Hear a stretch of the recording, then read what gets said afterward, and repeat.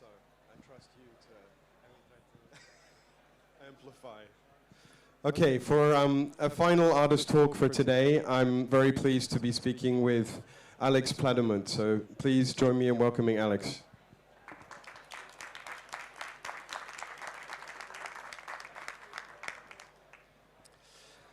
Okay, so just to introduce Aleix briefly. Aleix is born in Girona, in Catalonia. So should I call you a Catalan photographer? And is currently based in Barcelona. And you have the kind of interesting particularity of being both a photographer, but also a publisher yourself, with a really deep interest in books and other forms, I guess, of media of photography. So it'll be interesting to discuss that with you. You studied photography at the University of Fine Arts in Barcelona, and pursued a graduate degree in photography from the University of the Americas in Puebla in Mexico. After 2 years studying, I believe, to be a technical engineer, which is also, I think, interesting in relation to this project somehow. But the book that we're here to speak about is Matter, published by Spectre Books this year, the German publisher. And there is a copy that is circulating in the audience. You will see it is another absolutely monumental book, and it was a very surprising sort of book for me to discover, knowing your work a little bit. Just try. Hello? Yeah. In a positive way, or? In a positive way. So, I mean, what I would say about the book is that it is a kind of overwhelming experience. It's dizzying. You feel like you have this flow of images that is washing over you. There are, I believe, close to 600 images in the book, and you really sort of feel disorientated by the process. It also, as a language starts to kind of build, and you become somehow accustomed to something, there's a break and you move into a different kind of register or subject or visual style. So can you just tell us a little bit about how you started to imagine this huge project and started to kind of give it form? Okay. Actually, never. I think I never imagined to make a book like this until the very end. It starts very slow. It's a nine years work of this. I start with a small idea about the idea of matter, how everything is made, how the universe was made, the stars, maybe the solar system, the Earth. It starts like this, but then I don't know, some answers give me some other questions, and these questions give me some other answers, ask me for some other questions, and it starts to grow and grow and grow. Like it was like more like a tree, more and more, I don't know the name, branches. And at some point I realized that if I want to do something very, I don't know, deep or to arrive to certain places, it requires time. So I start to work slowly and constant and slowly, and after 9 years I have this amount of archive. Before you mentioned about some about the narrative or the language, it's more like my thoughts come to me. It's like and probably all of us, we don't have like a edited brain, and all of our thoughts are completely edited from the beginning till the end, or sometimes are more like you are thinking something and then you suddenly thinking this other thing and you merge together and it has something. It has some meaning. It brings you some new content or new. I like how, it's very basic language, but to associate two images and it creates a new image in your brain that it doesn't exist as in a physics, but it's in your brain, and that's what I start to develop. I start in a certain point from the beginning, from the origin or something, but then some thought come to me and I introduce this image and I relate it with the previous image and then continue. The edition continues and then it's more like spoilers are coming all the time, and then you discover this spoiler and you understand and you can relate or have a wider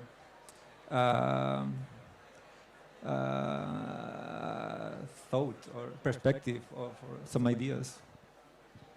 But answering your question, I never imagined this amount of pictures till the last 2-3 years that I understand that, well, I have a big amount of photos that I never see them all together, and I had to sit and start to realize how much material, thousands of pictures I have, and then of course I could make something very poetic, very small, but I decided it has to be massive because it's part of my life. It's like almost 10 years here. It's a big experiences, travels, thoughts, and on it.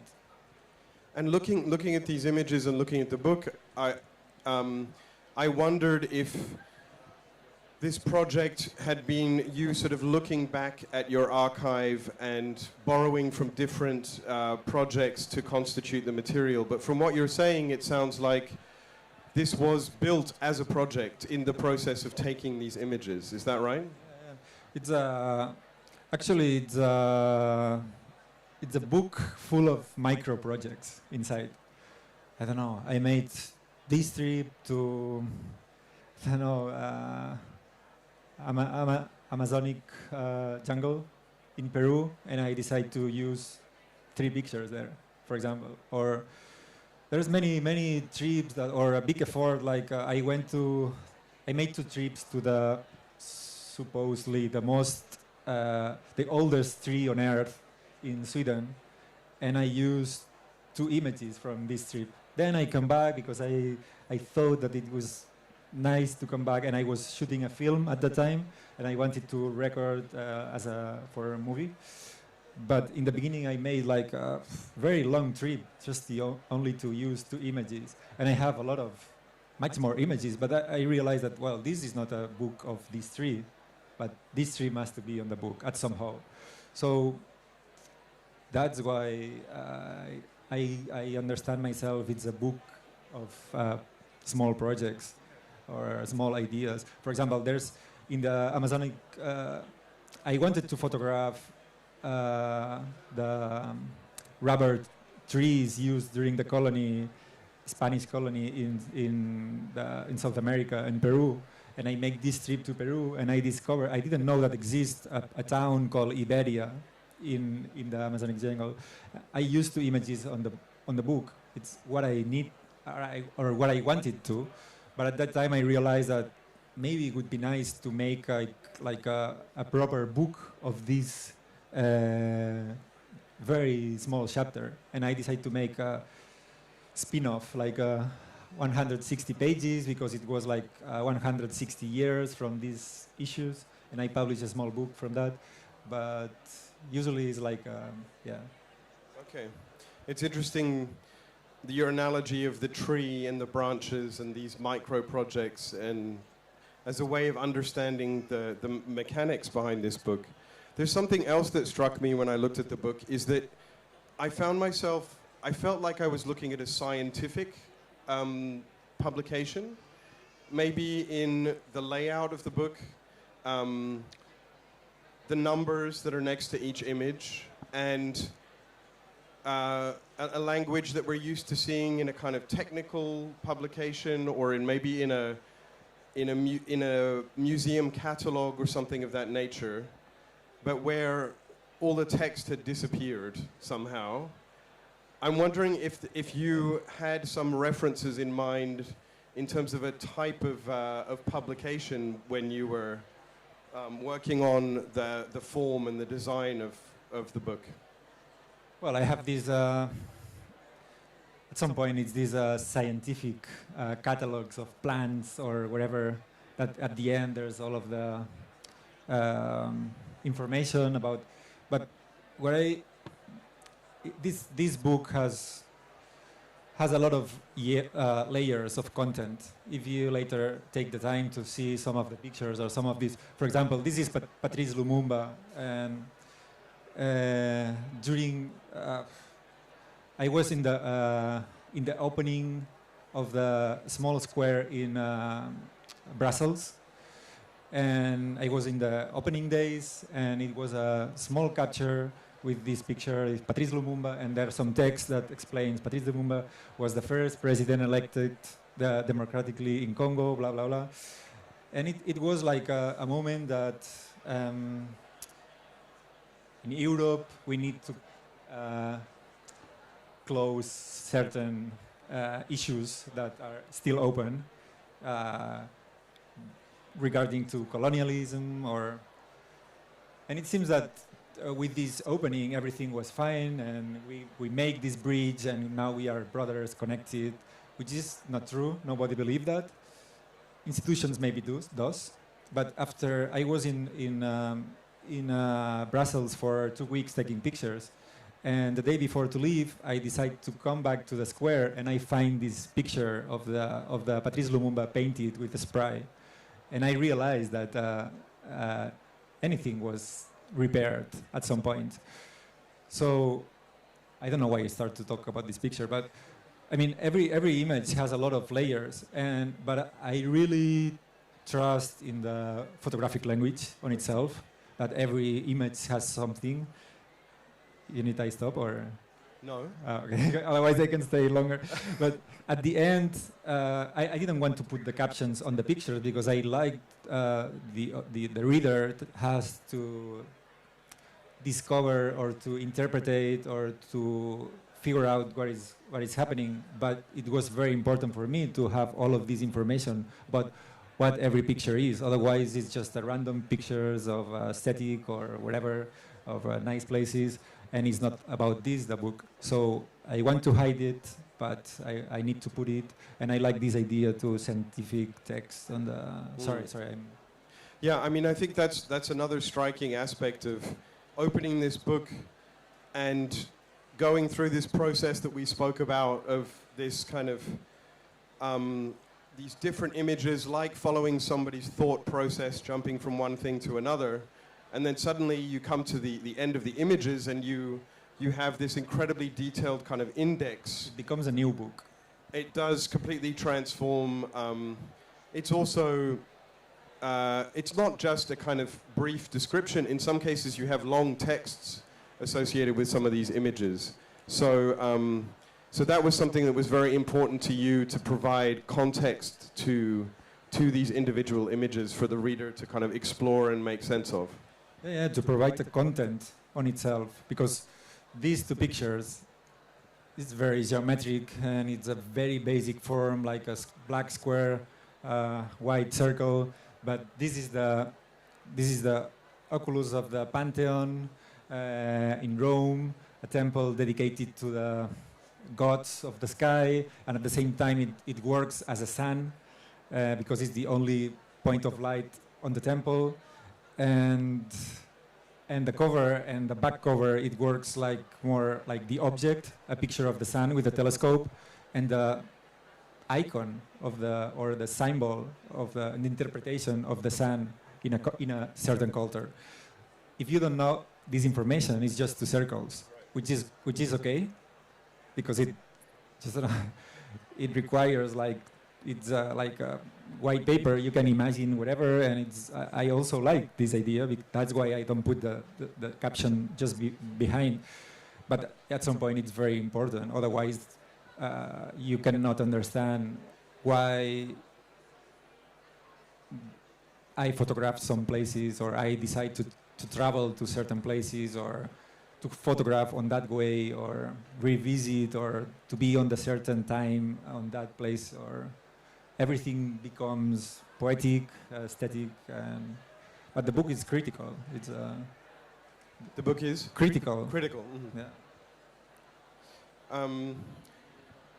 My last question before I let the audience ask a question is, one of the things that also struck me about this book was the kind of opening sequence and the closing sequence. So you have this opening sequence of these images. We've seen some of them that are like particles, maybe pixels. You know, you understand the relationship to this title of matter. And that kind of progresses through several images in, you know, in slightly different ways, but of this same idea of kind of matter and particulate matter. And then the ending of the book is kind of radically different. It's, you know, there's color images, there's a flower, a fire, you know, almost kitsch sunset, and the sun. So I'm curious about those, specifically those two sequences that made me think of almost like a cinematic idea of an opening sequence or a closing sequence. How did you think about that? It's the origin. It's the beginning of the book. It works very much as an origin of something. There's pictures from the larger star on the sky. We know at this point. Pictures of the universe, and then the smaller. There's like 6 or 7 pictures from archive. The rest is the pictures I take. But this one of the pictures from archive is the farther picture from Earth we have from the Voyager 1. So everything that happens after this image is everything that happens in this very small white point, the Earth, which seems impossible that all of these things happening here inside. And then I start the books, and the sequence and all of the images and my proposal. And in the end, it works much more as a ending also. The beginning, it's a very beginning, origin, and the end, it's the end of the book. It works more as a conclusion, if there's any conclusion on the book. From my point of view, it's like we are not in the good situation. The present is not. We haven't done the things as good as. Well, maybe we are. We know that we didn't done the things good already, but it needs a change of many things: attitude, conscious, actions, and so the end of the book. It's a picture of the San Hieronymus translating the Bible into Latin in a wall in Rome, and somebody decided to just take this picture out from the wall, and it's just some remains of this picture. I don't know if you remember this picture, but and for me it's a very symbolic thing that we have to break with some tradition, how we made things, and just propose a new thing, a new way to attend this kind of life we have. So I don't know, there's many. You say the fire, it's about to burn. You say the sunsets. Well, I read that the sunset, this red color of the sunset is even more red and more beautiful for us when the sky is more and more polluted. So it makes me like a shock, like this thing that we love so much is created, but the death of at some point, no, it's colliding two very strong concepts. So this is in the end of the book. Also, it's the sun. Also, again in the last picture, it's like something like let's start again. Like the sun comes, and I don't know. It's a little. Maybe it's the more poetic part of the book, but it's more like a closing something or proposing something. Okay, we have time maybe for one question from the audience.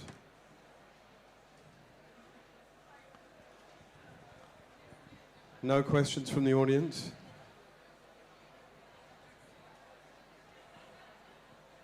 You said you were critical, your book criticized in a certain way, right? So where are you most critical about, like in the world, what you photographed, or your most critical message? It's not only one particular message. I think that there's a lot of images of exploitation, like exploding human beings, exploding the earth, exploding thoughts, exploding or erasing or destroying or killing. Or so it's more like an inventory of things that most of us know, that most of us learn, and most of us read on the newspapers, on the medias, most of the days. It's not something that you will discover, and it's mainly the some facts that we are surrounded with. It's like the idea of the book. It was also to present it maybe in a different way, for us to think about. Maybe when these issues, then these facts are all the time around us. Maybe we don't attend them because every day we listen the same song, and maybe we understand this as a normal, but it's not.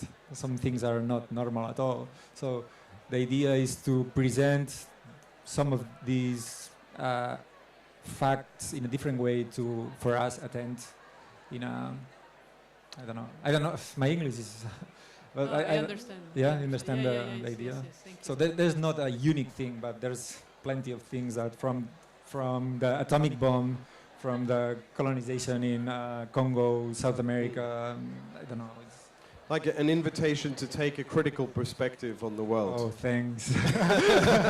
Thanks. Yeah. Okay, thank you so much, Alex. Thank you. And I believe that you are going to be signing copies of the book. Yeah, now. Now, on the Spectre's booth, so SE26. So you can continue conversation with Alex and spend some time with the book there. Thank you again, Alex. Thank you, and thanks for coming.